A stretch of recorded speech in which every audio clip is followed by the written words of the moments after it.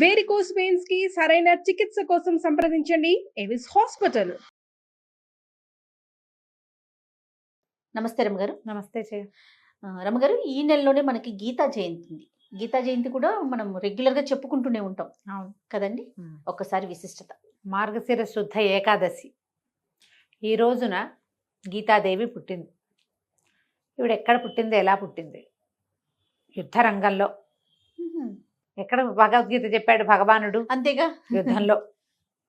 యుద్ధంలోనే ఇరుపక్షాలు చెరుపక్కన మోహరించి ఉండగా యుద్ధానికి సన్నద్ధమైన వాడైనప్పటికీ అర్జునుడు కింకర్తవ్యత విమూఢుడై ఏం చెయ్యాలో తెలియక వీళ్ళందరినీ, అందరూ తాతలు, నాన్నలు, బావలు, తమ్ముళ్ళు, అన్నయ్యలు, బంధువులు, హితైషులు, గురువులు, ఉపాధ్యాయులు, గురుపుత్రులు, ఇంతమంది సమూహాన్ని నేను చంపలేను, వీళ్ళని చంపకూడదు, సొంత వాళ్ళందరినీ చంపుకుని నేను ఏం సాధిస్తాను, వీళ్ళందరినీ చంపేశాక ఇంకెవరుంటాం అని ఇలా దుఃఖంలో మునిగి నేను యుద్ధం చేయలేను అని అస్త్ర సన్యాసనం చేయటానికి సిద్ధపడినప్పుడు భగవంతుడు అతనికి బోధించాడు. కర్తవ్యం బోధింపబడింది. మన జీవితాల్లో కూడా ఇలాంటి సందర్భాలు చాలా వస్తాయి. చేయొచ్చా, చేయకూడదా, చేయకూడదేమో, నా వల్ల కాదేమో, నేను చేయలేనేమో, ఇది చేస్తే ఏమవుతుందో, ఇలాంటి భావజాలాలకి సాధారణంగా మానవులందరూ లోనవుతూనే ఉంటారు.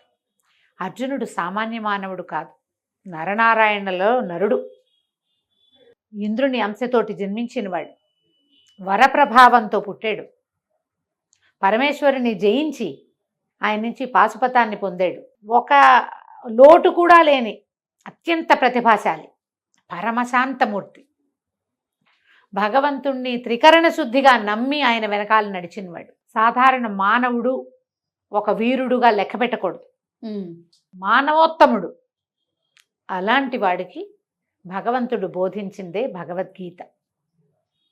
గీతాసారం అంతా తెలుసుకోగలిగితే, చదవగలిగితే, ఒక్క ముక్క అయినా మనం అర్థం చేసుకోగలిగితే, ఒక్క చుక్క గంగాజలమైనా చాలన్నట్టుగా మన జీవితం వెళ్ళిపోతుంది. దాంతో ఎన్నో విషయాలు చర్చించబడ్డాయి భగవద్గీతలో. కేవలము కర్మల మీదే మానవులకు అధికారం ఉంది, దాని ఫలితం మీద ఏ అధికారము లేదు. దాని మీద ఆలోచించకూడదు. నువ్వేం చేయాలో చేసేయాలి, అంతే అంతే.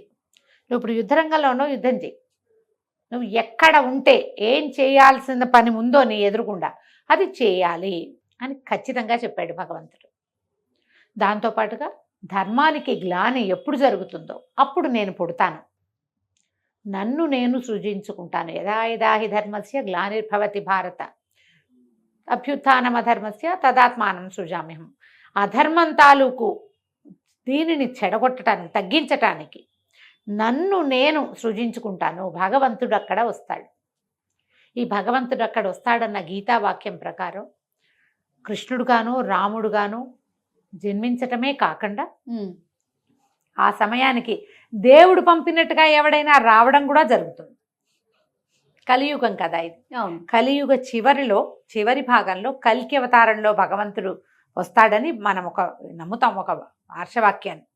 జన్మిస్తాడు, ఆయన 10వ అవతారం కల్కి అవతారమే అని.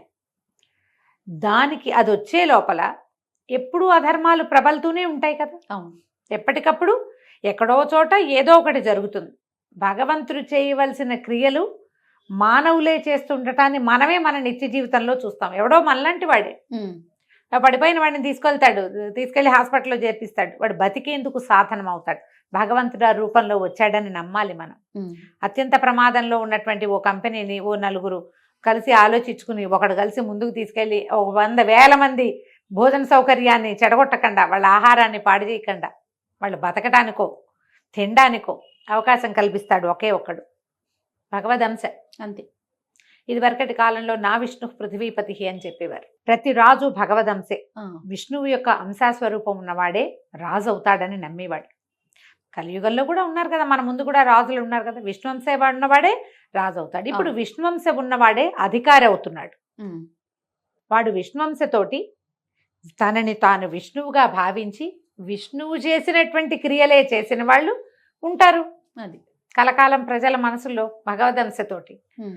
లేదు భగవదంశతోటి ఉండి అందులో ఏంటి దానవాంశం చేర్చుకున్నాడు అనుకో, బాగా తినేద్దాం. భూభకాసురులు ఉన్నారు కదా, ఉమ్, ఉమ్. భూభకాసురులని రాస్తుంటారు పేపర్లలో. అవును.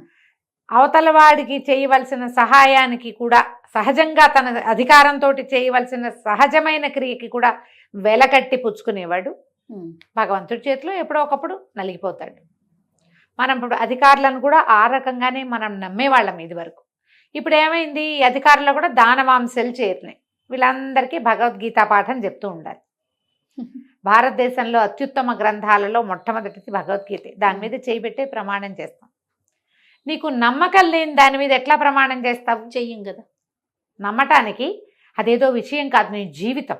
ఉమ్. ఆ జీవితాన్ని గురించి మనం తెలుసుకోవాలి కదా. తప్పకుండా. మన జీవితం ఇప్పుడు మన రకం, మన అమ్మ ఎవరు నాన్న ఎవరు తెలుసు. ఉమ్. పోనీ అమ్మ నాన్న తెలియదు, ఎక్కడో రోడ్డు మీద దొరికాం. వాళ్ళైనా ఒక ప్లేస్లో పెంచుతారుగా, ఎక్కడో చోట పెంచబడతాడు కదా. భారతదేశం ఒక దేశంలో ఉంటావు కదా, అదే మన అమ్మ నాన్న అవుతుందిగా. అమ్మా నాన్నని తెలుసుకున్నంత సహజంగా భగవద్గీతను గురించి తెలుసుకోవాలి. గీతా జయంతి అనగానే ఓ భగవద్గీత పుస్తకం బాల్మర్లోంచి దుమ్ము దులిపి తీసి, కోస పూజ చక్కగా పసుపు రాసి బొట్టు పెట్టి 4 పువ్వులు వేసి పూజ చేసి, దీపారాధన చేసి, అగరత్తులు చూపించి, 2 అరటిపళ్ళు నివేదన చేసి, హారతి తెచ్చి, భగవద్గీత మా ఇంట్లో ఉందండి అంటే కాదు. భగవద్గీత పుస్తకంలో కాదు, మస్తకంలో ఉండాలి. ఏదో ఒక్క శ్లోకమైనా చదువుకోండి. రోజుకొక శ్లోకము, రోజుకొక అధ్యాయము లాంటివి చదివినా కూడా మన జీవితాన్ని మనం క్షుణ్ణంగా తెలుసుకున్నట్టే. జీవిత పాఠాలు కావాలంటే భగవద్గీతలో ఇంచే రావాలి. భగవద్గీత అంతా కూడా అలా సారాంశంగా కనపడదు మనకి. నువ్వేం చేయాలో అది చేయటమే కాకుండా భగవంతుడు తను ఎక్కడెక్కడ ఉంటాడో చెప్పాడు, తను ఎలా యాక్ట్ చేస్తాడో చెప్పాడు, ఏం చెయ్యాలో చెప్పాడు, తను ఎప్పుడు వస్తాడో చెప్పాడు. మరి ఇవన్నీ తెలుసుకోవాలంటే భగవద్గీత చదవాల్సిందే కదా. ఖచ్చితంగా. మన ఇంట్లో అల్మార్లో కనుక భగవద్గీత పుస్తకం ఉంటే ఈ రోజున పూజ చేసుకుని ఈ రోజు నుంచి మొదలు పెట్టండి.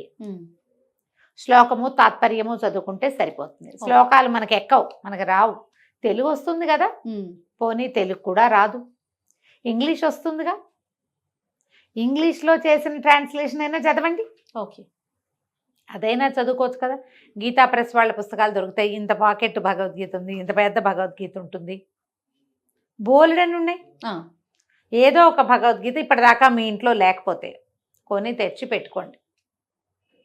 రోజువారీ చదవలేకపోతే వారానికి ఒక రోజు అని నియమం పెట్టుకుని ఆ ఒక్క రోజైనా ఆ పుస్తకం తిరిగేయండి. ర్యాండమ్గా చదువుతాను జయ నేను. పుస్తకం ఓపెన్ చేసి ఏ పేజీ కనపడితే ఆ పేజీ ఆ రోజుకి. పెద్ద పుస్తకం గీతా మకరందం ఉంది నా దగ్గర. దాన్ని ర్యాండమ్గా ఓపెన్ చేసి వాళ్ళకి సంతోషంగా ఉంటుంది. నేను ఒక్కొక్కసారి నాకు కావాల్సిన సమాధానం లభించిన రోజులు కూడా ఉన్నాయి. అందరికీ అలాగే లభిస్తుందని నేను ఎంకరేజ్ చేయటం లేదు, కానీ మీకు అనిపిస్తుంది, నాకు అనిపిస్తుంది. ర్యాండమ్గా కూడా చదవచ్చు. ఏదో ఒక అధ్యాయం తీసి పెట్టుకోండి, 9వ అధ్యాయం, 18వ అధ్యాయం, 16వ అధ్యాయం, ఏదో ఒకటి పెట్టుకోండి. ఏదైతే అది చదవాలి. గీతా జయంతి నాడు భగవద్గీతని పూజించుకుని నమస్కారం చేసుకుని ఒక్క శ్లోకం మీరు నేర్చుకుని పిల్లలకి ఒక శ్లోకం నేర్పించండి.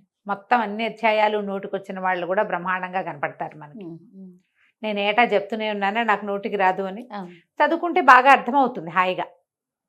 తరచూ చదివిన శ్లోకాలు వస్తాయి నోటికి. అదే మొత్తము నేర్చుకోవాలన్న ఆకాంక్ష ఇంకా నెరవేరలేదు. ఫోకస్ చేయాల. అదే నేర్చుకోవటం అనగానే ఫోకస్ చేయాలి జయ, అంతే కదా. ప్రధానమైంది అదే కదా. ఈ గీతా జయంతి నాడు ఏకాదశి కదా, ఏకాదశి విధి విధానాలు మనం ఏం పాటిస్తామో అవి పాటించటమే. ఏకాదశి నాడు పూర్తిగా ఉపవాసం ఉండటం, లేదా పూర్తిగా ఉండలేకపోతే మనం ఏదైనా కొద్దిగా ఫలహారము, ఉపాహారము, అల్పాహారం లాంటిది ఏదైనా తీసుకుని భగవన్నామ సంకీర్తనలో ఈ రోజును గడిపి అవకాశం ఉన్నవాళ్ళు ఇది చేయటం, జాగారం చేయటం. ఈ జాగరణ నేను ఇటీవల కాలంలో ఎవరైనా జాగారం చేస్తున్నారంటే విన్నది తక్కువే చేయ. అరుణ్ అని నా స్నేహితుడు ఉన్నాడు కదా, వీళ్ళు ఒక ఫ్యామిలీ వాళ్ళట జాగారణ చేస్తారట. విష్ణు సహస్రనామ పారాయణ చేస్తారట రాత్రంతా. గ్రూపులుగా వెళ్తారు. కొంతమంది చదువుతారు, మళ్ళీ ఆ తర్వాత టర్న్ తీసుకుంటూ ఉంటారనమాట. ఒక్కొక్కళ్ళు టర్న్ తీసుకుంటూ గట్టిగా చేష్టవంతో చదివే వాళ్ళు స్వరం గట్టిగా రావాలి కదా, ఆ చదివే వాళ్ళు చదువుతుంటారు, మిగిలిన వాళ్ళు ఫాలో అవుతుంటారు. అట్లా రాత్రంతా గడుపుతారట. మర్నాడు పొద్దున ఆ ద్వాదశపారణ చేసి ఎవరి ఇళ్ళకి వాళ్ళు వెళ్ళిపోతారు. ఇలా కొన్ని గ్రూప్స్ ఉన్నాయట.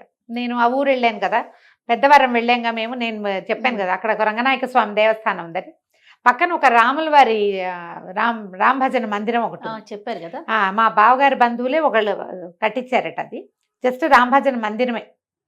లోపల ఒక దీని మీద గరుడ స్తంభం అంటారు కదా, ఈ మన కోలాటాలు అవి వాడు చేసేటప్పుడు గరుడ స్తంభం, రాముల వారి పటాలు ఉన్నాయి. భజన చేయడానికి ఎంతమంది వచ్చారో జయ, అందరూ పెద్దవాళ్ళు ఆడవాళ్ళు చక్కగా బోల్డ్ అనే నామాలు. మాకేం భజనలు అవి అలవాటు ఉన్న వాళ్ళు కదా, ఉడికి పాటలే వచ్చు కానీ చక్కగా భజన చేశారు. వాళ్ళు ఉంటారట, ఏకాదశి నాడు జాగారం చేస్తారట భజన చేస్తూ. పల్లెటూళ్ళల్లో ఇంకా జాగరణ చేయటానికి పెద్దవాళ్ళు చిన్నవాళ్ళు అలవాటు ఉన్నవాళ్ళు ఏకాదశి నాడు జాగారం చేసే అలవాటు ఉంది. ఉన్నవాళ్ళు చేయండి. ఎంత మంచి మంచి చక్కటి నామాలతో భజనలు చేశారో వాళ్ళు. చాలా ఓపికగా అందరు పెద్దవాళ్ళు, ఆడపిల్ల చిట్టి పిల్లలు కూడా కొంతమంది వచ్చారు. అందరూ కలిసి మైక్ పెట్టుకున్నారు. చక్కగా ఈ తాళాలు కొడుతూ, చిరుతాలు ఉంటాయి కదా తాళం, చిన్న చిన్నవి మన ఇత్తడి తాళాలు, భజన చేశారు. చాలా సంతోషం వేసింది. మా చిన్నప్పుడు చూసేవాళ్ళం మన చిట్టుకూడూరులో భజన చేయటం తెలుసు కానీ మాకేం పెద్దగా అలవాటు లేదు. ఆ ఊరు వదిలేసాక అది పోయింది జీవితంలో నుంచి. చాలా సంతోషంగా చేసాం ఆ పూట అక్కడ. చెయ్యొచ్చు జాగారం ఒకవేళ మీకు అవకాశం ఉంటే. జాగరణ చేయలేకపోయినా మర్నాడు పొద్దున ద్వాదశపారణ చేసుకోండి. మర్నాడు వదిలేయకుండా ముందు రోజు చదవటం మొదలుపెట్టిన భగవద్గీతని మర్నాడు కూడా చదవండి. ఏటా జరిగే గీతా జయంతి నాడు మీరు ఎవరికైనా 1-2 భగవద్గీత పుస్తకాలు కొని గిఫ్ట్ చేయొచ్చు కూడా. ఎవరి దగ్గర లేదో ఉన్నవాళ్ళు మీ దగ్గర 2-3 పుస్తకాలు ఉంటే ఇంకొకళ్ళకి ఇవ్వండి. ఓ 3-4 కలిసి భగవద్గీతను చదువుకోండి. ఏకాదశి నాడు ఖాళీగా ఉంటే కనుక ఈ ఏకాదశి నాడు మీరు భగవద్గీత పారాయణ చేయొచ్చు. ప్రతి ఏకాదశికి భగవద్గీత పారాయణ చెప్తాం మనం. అవకాశం ఉంటే చెయ్యండి. ఎవరికి అవకాశం ఉంటే వాళ్ళు భగవద్గీతని పూజించుకోండి, స్మరించుకోండి. ఒక బుక్ని ఖచ్చితంగా మీ ఇంట్లో ఉంచుకోండి. ఒట్టి ఇంట్లో ఉంచుకోకుండా తల్లో కూడా ఉంచుకోవడానికి ప్రయత్నం చేయండి. ఎప్పుడైనా మహత్తరమైన సమస్యలు ఉన్నప్పుడు నేను చేసినట్టుగా పుస్తకం తెరిచి సమాధానం కోసం కూడా వెతకండి. భగవంతుడు అనుకూలిస్తే తప్పకుండా సమాధానం లభిస్తుంది. తప్పకుండా రమ్మ గారు. నమస్తే. నమస్తే జయ.